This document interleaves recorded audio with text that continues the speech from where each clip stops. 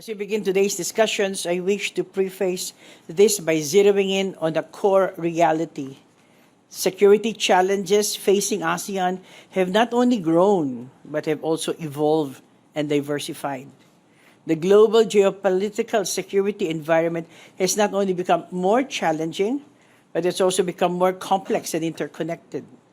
Across our region, we continue to see tensions at sea, protracted internal conflicts, and unresolved border and humanitarian concerns. At the same time, developments beyond Southeast Asia, including unilateral actions that carry cross-regional implications, continue to affect regional stability and erode multilateral institutions and the rules-based international order. Taken together, these realities underscore the enduring importance of ASEAN's time-honored principles of restraint, dialogue, and adherence to international law in seeking to preserve peace and stability to our peoples.